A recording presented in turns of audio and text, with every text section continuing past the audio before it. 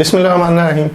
Procurement की job के लिए हो सकता है लोगों के जहन में कुछ डाउट हो कि जी इसका फ्यूचर क्या है। अगर हम कुछ BBA MBA supply chain management करते हैं या इसमें कुछ एक्सपीरियंस लेते हैं, पाकिस्तान में क्या स्कोप है, पाकिस्तान से बाहर क्या स्कोप है, तो वो लोग जो न्यू कमर हैं प्रोक्योरमेंट में या ऑलरेडी जॉब कर रहे हैं लेकिन इनिशियल स्टेज के ऊपर हैं, तो प्रोक्योरमेंट का बहुत बेहतरीन स्कोप है।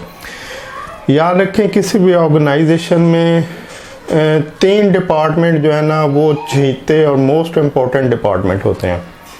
नंबर 1 सेल डिपार्टमेंट होता है जो टॉप ऑफ द लिस्ट है कि ये अंडरस्टूड होता है हर कंपनी में कि सेल वाले तो बहुत ही चहीते होते हैं मालिक के या मैनेजमेंट के, और सेल के बाद प्रोडक्शन वाले भी चहीते होते हैं। ये दोनों डायरेक्टली रिलेट करते हैं प्रॉफिट के साथ कि सेल वालों ने सेल करनी होती है और मालिक को मैक्सिमम सेल की ज़रूरत होती है कि जी बेहतर प्रॉफिट उसी वक्त आ सकता है जब सेल बस बढ़ती रहे और उसके लिए सेल वालों की ज़रूरत है। उसके बाद फिर बढ़ी हुई सेल को या जो सेल हो रही है उसको पूरा करने के लिए प्रोडक्शन वाले कॉम्पिटेंट होने चाहिए। वो भी चाहते होते हैं कि यार जो ऑर्डर आते हैं फौरी फुलफिल होने चाहिए, तो प्रोडक्शन वाले भी चाहते होते हैं। उसके बाद फिर बचते हैं जो थर्ड नंबर पे वो हैं प्रोक्योरमेंट वाले। प्रोक्योरमेंट वाले अगर तो कंपनी कुछ सेंसिबल है और समझती है, मतलब उस कंपनी के जो मैनेजमेंट या ऑनर है वो रियलाइज करते हैं, अभी बहुत सारे कर रहे हैं लेकिन वो जो सेफ टाइप का कल्चर है वो पहले नहीं करता था। तो प्रोक्योरमेंट भी उतना ही इम्पोर्टेंट है जितनी सेल डिपार्टमेंट इम्पोर्टेंट है। प्रोक्योरमेंट वाले जितनी कॉस्ट सेविंग दे सकते हैं, कॉस्ट को कंट्रोल कर सकते हैं, वो एक्स्ट्रा प्रॉफिट होता है किसी भी कंपनी का। मतलब सेल वालों ने तो सेल जनरेट करनी है कि जी, और वो कैलकुलेटेड होती है कि जी हमने इस साल में इतनी सेल करनी है। ये एक साल पहले ही डिसाइड कर लिया जाता है किसी भी कंपनी में कि हमने नेक्स्ट ईयर जो पिछले साल की सेल है उसमें कितना इजाफा करके तो अगला टारगेट अचीव करना है। तो सेल वालों के टारगेट भी डिसाइडेड होते हैं, उस हिसाब से प्रोडक्शन भी डिसाइडेड होती है और उनको पहले बता दिया जाता है कि नेक्स्ट ईयर आपने ये करना है। लेकिन प्रोक्योरमेंट, अगर प्रोक्योरमेंट डिपार्टमेंट भी कॉम्पिटेंट है और ऑनर भी इस चीज़ को समझता है तो असल प्रॉफिट उसका होता है प्रोक्योरमेंट में, क्योंकि सेल वाला प्रॉफिट डिसाइडेड है। उसने कैलकुलेट कर लिया शुरू में कि जो टोटल इतनी सेल होगी उस पर पर पीस मेरा इतना प्रॉफिट है और मेरा इतना प्रॉफिट तो हर हाल में अगले साल में मुझे मिलना ही मिलना है। लेकिन प्रोक्योरमेंट के अंदर जो मतलब अगर प्रोक्योरमेंट अपनी प्रॉपर प्रेजेंटेशन देता है तो वो उस सेल टारगेट के ऊपर जितनी परचेजेस होनी है उसका जो बजट होता है कि जी इतनी सेल होनी है तो इतना बजट रॉ मटेरियल के लिए, इतना जनरल आइटम के लिए, इतना बाकी, तो ये सारे बजट जो प्रोक्योरमेंट करने के लिए बनते हैं डिफरेंट डिपार्टमेंट्स के। तो जब प्रोक्योरमेंट डिपार्टमेंट अपनी कॉम्पिटेंसी, अपनी परफॉर्मेंस या इस तरह का कल्चर अगर उस कंपनी में है तो प्रोक्योरमेंट डिपार्टमेंट की भी उतनी गुडविल, उतनी इंपॉर्टेंस होती है जितनी सेल डिपार्टमेंट की, क्योंकि प्रोक्योरमेंट डिपार्टमेंट जो डिफाइंड बजट होता है, जो प्रिपेयर पहले से बना लिया जाता है कि इतना बजट हमने कंज्यूम करना है इस आइटम के ऊपर, तो फाइनली जब वो मंथली, क्वार्टरली या एनुअली अपनी प्रेजेंटेशन बनाते हैं कि जी हमने ये डिसाइडेड था, ये हमने खर्च किया, तो उसमें वो अपनी परफॉर्मेंस दिखा देते हैं कि जी हम कितने, मतलब जो बजट था उससे हमने कितना कम किया या ज़्यादा किया। तो जितना कॉम्पिटेंट प्रोक्योरमेंट वाला बंदा होगा वो इंडिविजुअल भी अगर बेहतर परफॉर्म कर रहा है तो वो अपनी परफॉर्मेंस शो कर सकता है, और अगर वो ओवरऑल डिपार्टमेंट वाइज डिपार्टमेंट की परफॉर्मेंस दिखाता है तो फिर भी वो अपनी एक बेहतर परफॉर्मेंस दिखा सकता है कि जी हमने डिसाइड क्या किया था और हमने परफॉर्म क्या किया, और उसमें बहुत सारा फ़र्क होता है। यानी जो प्लान होता है उससे बहुत कम कॉस्ट के ऊपर चीज़ें प्रोक्योर होती हैं, मतलब बहुत सारी कॉस्ट सेविंग प्रोक्योरमेंट में पॉसिबल होती है, जो कि बजट में जितना बजट अलाउ किया जाता है उससे प्रोक्योरमेंट हमेशा कम होती हैं। और अगर प्रोक्योरमेंट, अब लोग कहेंगे कि जी मार्केट तो हमेशा बढ़ती रहती है, चीज़ों की प्राइसेस तो आसमान को छू रही हैं, तो ऐसी बात नहीं। वो जो चीज़ें आसमान को छूती हैं या प्राइसेस अचानक किसी भी चीज़ की बढ़ जाती हैं, तो जैसे ही प्राइसेस बढ़ती हैं तो सिमिलरली उसी टाइम पे जो फिनिश गुड उस कंपनी में बन रही होती है उसकी प्राइसेस भी बढ़ जाती हैं। यानी जो आपका बजट डिसाइड होता है अगर उसमें इजाफा होता है तो वो जिस प्रोडक्ट के ऊपर उसका इम्पैक्ट जाता है उस प्रोडक्ट की प्राइस को बढ़ा दिया जाता है। फॉर एग्जांपल एक जूस बन रहा है किसी कंपनी में और हमने पहले से प्लान किया था कि जी जूस की इतनी बोतलें बनेंगी और ये उसकी कॉस्ट आएगी।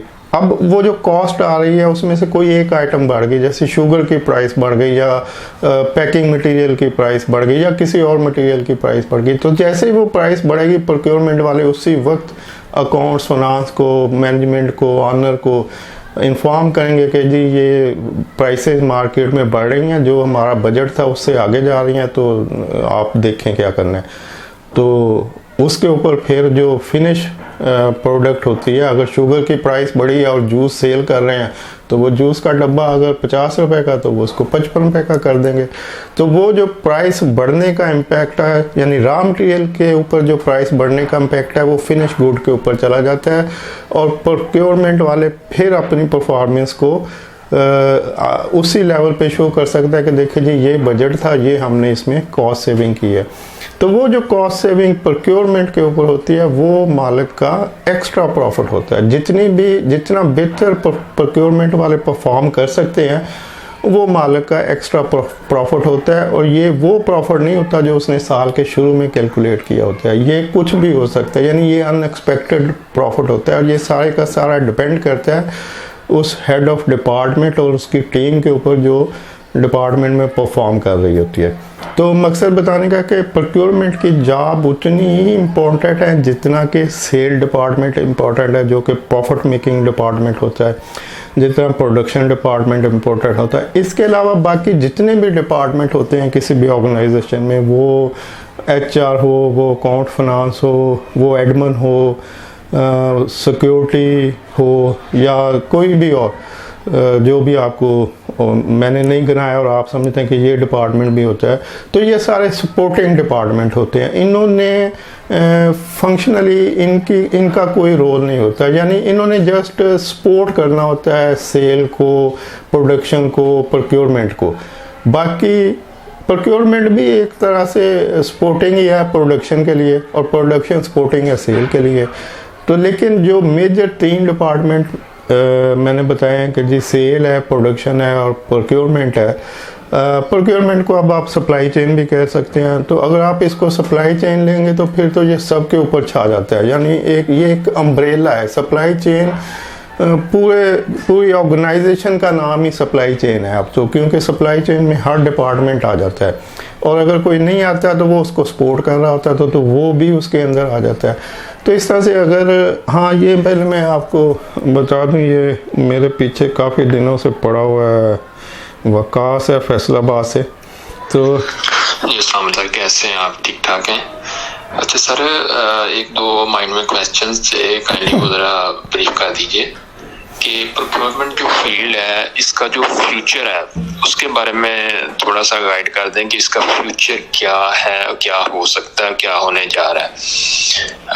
आई मीन कि इसका इंटरनेशनली कोई इसमें है कोई ग्रोथ, यानी कि इंटरनेशनली हमने कोई जॉब सर्च करनी हो या अब्रॉड में कोई जाने का प्रोग्राम हो तो इस फील्ड के अंदर वहाँ पे कोई तो मैंने कोई 25 साल गुजारे हैं, तो जब मैंने कभी नहीं देखा कि प्रोक्योरमेंट डिपार्टमेंट, ये प्रोक्योरमेंट हर ऑर्गेनाइजेशन के अंदर डिपार्टमेंट होता है। कुछ जगहों पे जैसे HR नहीं हो सकता तो एडमिन वाले HR भी कर लेते हैं, या किसी और को डिप्यूट कर दिया जाता है, फाइनेंस वालों को कर दिया जाता है कि भी आप HR भी संभाले और फाइनेंस भी संभाले, या एडमिन वाले HR भी करें और एडमिन भी करें, या एडमिन और सिक्योरिटी को इकट्ठा कर दिया जाता है कि जी सिक्योरिटी डिपार्टमेंट भी एडमिन डिपार्टमेंट ही संभाले।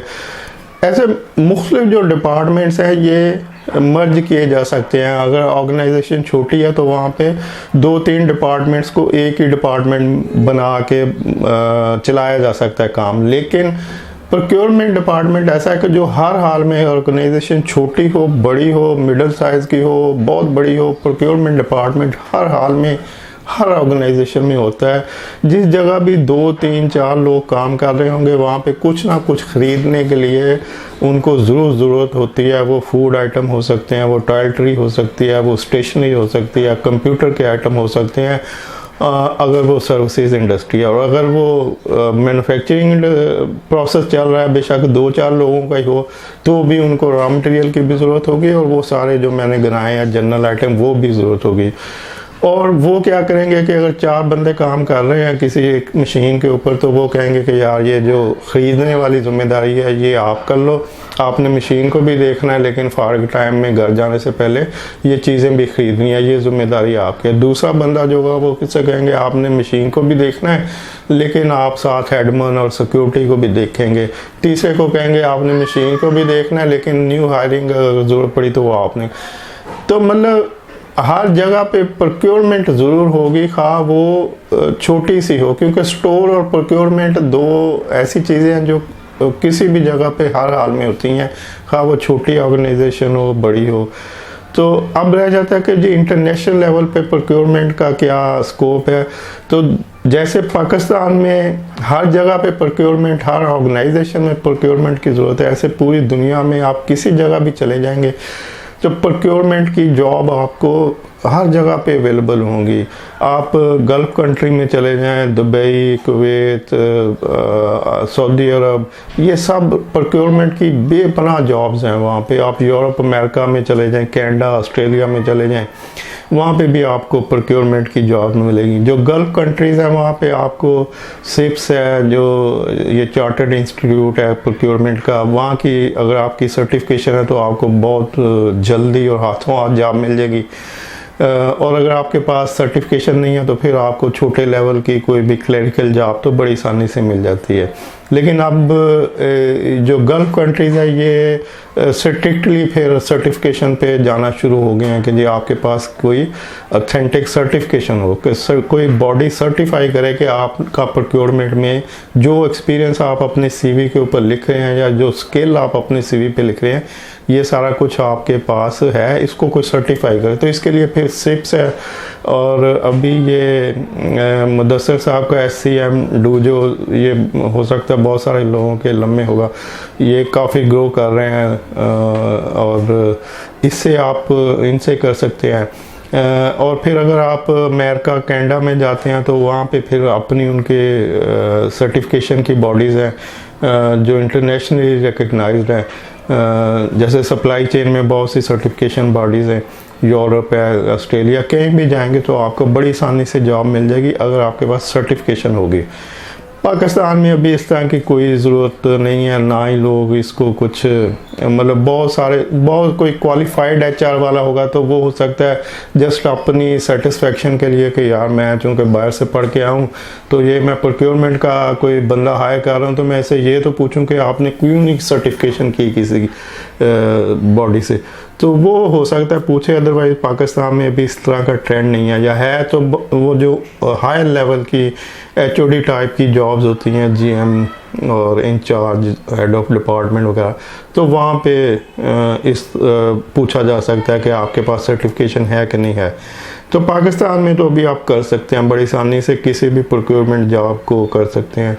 जब बाहर जाएं तो फिर सर्टिफिकेशन की तरफ जाएं, और यहाँ पे रहते हुए भी आप सर्टिफिकेशन ले सकते हैं, ये आपके ऊपर डिपेंड करता है। लेकिन प्रोक्योरमेंट की जॉब का बहुत स्कोप है, मतलब इसमें कोई ये ऐसी जॉब नहीं है कि जिसमें आपका एक्सपीरियंस जैसे कोई एडमन का एक्सपीरियंस है या किसी, तो आप कहेंगे जी कोई ग्रोइंग नहीं है, ये मैं मतलब कई सालों से ऐसे ही बैठा हूँ और एडमन में बैठा हूँ या HR में बैठा हूँ, या मतलब बहुत सारी डेड जॉब्स हैं जहाँ पे बंदे को जॉब तो मिल जाती है लेकिन ग्रोथ नहीं होती। लेकिन प्रोक्योरमेंट ऐसी जॉब नहीं है। आप प्रोक्योरमेंट को अगर सप्लाई चेन की अम्ब्रेला में ले जाएं तो लाख दाद अपॉर्चुनिटीज़ हैं, और नॉलेज लेने के लिए भी आपके पास वसी स्कोप है कि आप जितना नॉलेज लेते जाएंगे वो कभी ख़त्म नहीं होगा, और आप वो मरते दम तक भी करते जाएंगे, पढ़ते जाएंगे, तो आपको लगेगा कि भी अभी मुझे कुछ और सीखने की ज़रूरत है। तो जारी रखें। Thank you. अल्लाह हाफिज़।